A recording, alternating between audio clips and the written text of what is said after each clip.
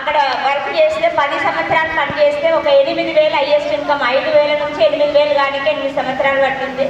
ఆ టైంలో మా ప్రాబ్లమ్స్, ఇంటి ప్రాబ్లమ్స్ ఎట్లుండే అంటే అందరూ ఒకప్పుడు మంచిగా బతికిన కుటుంబము మా సార్కి ఒక చిన్న యాక్సిడెంట్ కావడంతో మొత్తం జీరోకి పడిపోయింది. జీరోకు పడిపోయి అప్పులోళ్ళు ఇంటి దగ్గరకు వచ్చేదాకా మా సార్ మాకేం చెప్పలేదు, మొత్తం మెయింటైన్ ఆయనే చేసుకునేది. వాళ్ళు వస్తుండ్రు వచ్చి డబ్బులు అడిగితే కానీ తెలియలేదు అప్పటిదాకా. అట్లా ఇంట్లో ఉండి కూడా అప్పులోళ్ళు వస్తే లేరు అని ఇంట్లో దాచుకొని లేదు అని చెప్పుకునే పొజిషన్ వచ్చింది. అంటే ఒక్కసారి ఊహించుకోండి ఏ విధంగా ఉందో. అట్లా ఆ పొజిషన్ నుంచి ప్రాబ్లమ్స్ అంతకుముందు మ్యారేజ్ అయినాక మంచిగా ఉన్నాము, ఈ అప్పులు ఉన్నాయని తెలిసిన తర్వాత అప్పులోళ్ళు ఇంటికి వచ్చేదాకా ఏం తెలియకుండా చూసుకున్నాడు. కాబట్టి ఏ ప్రాబ్లం తెలియనట్టు అక్కడ ఈ అమ్మగారింటి ఇక్కడ ఎట్లున్నామో ఇక్కడ కూడా అట్లనే ఉన్నాం. కానీ ప్రాబ్లమ్స్ ఎప్పుడైతే క్రియేట్ అయినాయో, అప్పులు మాకున్నాయని తెలిసిన తర్వాత మా సార్కు నేను ఏదన్నా హెల్ప్ చేయాలి, నాకు కొంచెం తోడు కావాలనే ఉద్దేశంతో నేను కూడా ఏదన్నా వర్క్ చేయాలని స్కూల్ టీచర్ని ఎన్నుకొని పోయేది, స్కూల్కి వెళ్ళేది. అక్కడ నేను వర్క్ చేస్తుంటే అక్కడ స్టార్టింగ్ ఒక స్కూల్కి వెళ్తే 1,500 ఇచ్చిండు. ఒక 3 నెలల తర్వాత వేరే స్కూల్కు షిఫ్ట్ అయినాము. 5,000 నుంచి 8,000 హైయెస్ట్ ఇన్కమ్ అక్కడ. ఆ టైంలో ఏమేమి చేసినామంటే చాలా వర్క్ చేసినాం సార్.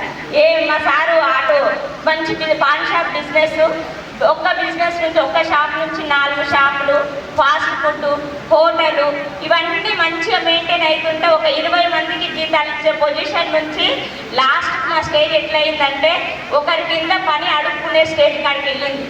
అట్లా మీరే సేట్లు మీ పని ఎవరిస్తారు అని పని ఇల్లు గడవడమే కష్టమైన సిచ్యువేషన్లో ఏం చేయాలో దేవుడా నాకు ఏదైనా అవకాశం ఇవ్వు అని ఎదురు చూస్తున్న టైంలో ఈ గోల్డెన్ ఆపర్చునిటీ సర్వశ్రీ మేడం రూపంలో నా ఇంటికి వచ్చింది.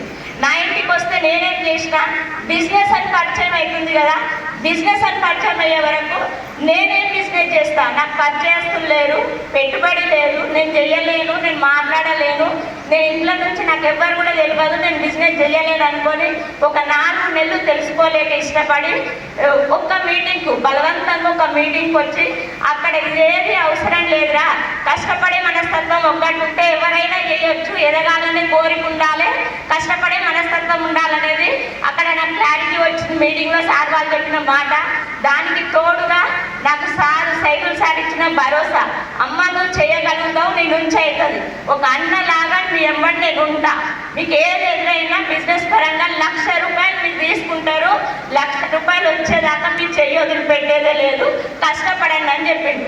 ఆ ఒక్క భరోసాను పెట్టుకొని చాలా ప్రాబ్లమ్స్ వచ్చినాయి ఫీల్డ్కి వెళ్ళేటప్పుడు. ఎప్పుడు ఆగిపోదామన్నప్పుడల్లా నాకు నా పిల్లలు గుర్తుకొచ్చేది. పిల్లల పొజిషన్, నాకు 3 ఆడపిల్లలు, నన్ను మా నాన్న గారాబంగా పెంచింది ఏ పని చెప్పకుండా. మరి నేను నా పిల్లలు మేమిద్దరం మంచిగానే ఉన్నాము, మా పిల్లలకు నాన్న నాకు ఇచ్చిన లైఫ్ కూడా నేను ఇస్తానా లేదా అని ఎప్పటికప్పుడు నాకు చాలా భయం వేస్తా. నేనేం జీవితం ఇస్తున్నా నా పిల్లలకు, కానీ నాకు ఇదే స్కూల్ చెప్తే ఎన్ని రోజులు నేను ఏం చేస్తా. మేమిద్దరం మా సార్ ఆటో నడిపేది, నేను స్కూల్ చెప్పేది, 20-30 వేల జీతము, అప్పులు, దాంట్లో పిల్లల చదువులు, తర్వాత అన్ని దాంట్లో చెల్లెల అప్పుల పాలే అయ్యేది. ఏం చేయాలో తెలియని సిచ్యువేషన్. లాక్డౌన్ వచ్చింది, ఓన్ హౌస్ ఒక 3,000, ఓన్ హౌస్ లేదు, రెంట్ హౌస్ ఒక 3,000 రెంట్ కట్టుకోలేని పొజిషన్లో నేను ఇందులోకి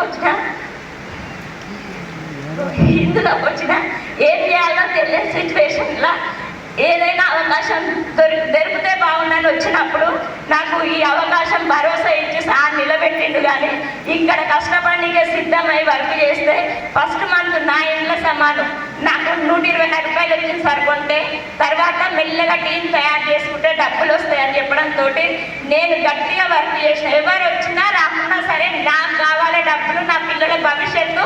ఈ మీటింగ్లోకి వెళ్తే నాకు అర్థమైంది బెస్టీతో నా పిల్లల భవిష్యత్తు ముడిపడి ఉంది. ఎంత కష్టమైనా సరే 1-2 సంవత్సరాలు కష్టపడితే నీ 3 తరాల లైఫ్ సెట్ అవుతుంది అనేది నాకు ఆ మీటింగ్లో క్లియర్గా అర్థమైంది.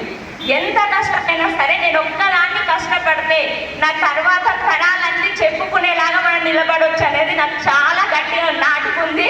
ఎంత కష్టమైనా నేను పడతా. తర్వాత ఇప్పుడు నేను కొంచెం పేదరికం నేను అనుభవించిన, నా పిల్లలకు నా వచ్చే తరానికి పేదరికం అనేది మళ్ళీ నా జీవితంలో రావద్దని డిసైడ్ అయ్యి నేను కెరియర్ ఎంచుకొని వర్క్ చేస్తున్నా.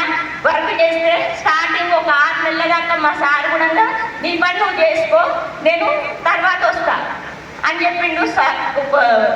స్టార్టింగ్లో పెద్దల సపోర్ట్ లేదు.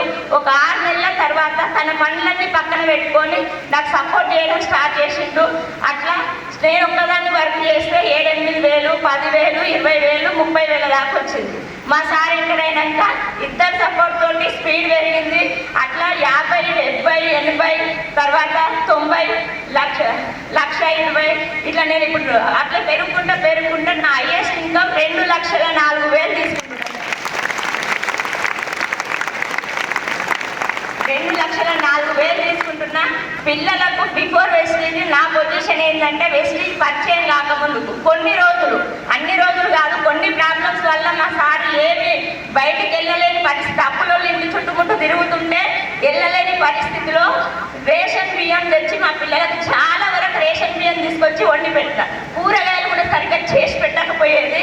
అటువంటి టైం ఆ పిల్లలను చూస్తే వాళ్ళు కూడా నాకు అర్థం చేసుకునే పిల్లల్ని దేవుడిచ్చింది.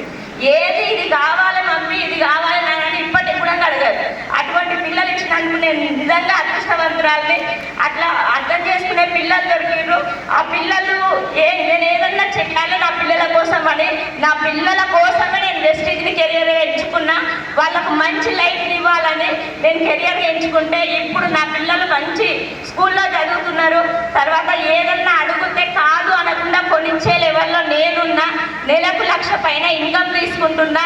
దాని ఇల్లు లేదని వచ్చిన కదా, కరోనా టైంలో ఇల్లు లేక అమ్మ వాళ్ళ ఇంటికి వెళ్ళిన. నేను ఇక్కడ రెంట్ కట్టుకునే పొజిషన్ లేదు, ఊళ్ళో ఇల్లు లేదు, ఎక్కడికి వెళ్ళాలో తెలియదు. అమ్మ వాళ్ళ ఇంటికాడ పెద్ద ఇల్లు ఉంది కానీ నేను అమ్మ వాళ్ళ ఇంటికాడ నేనుంటా, నా పిల్లల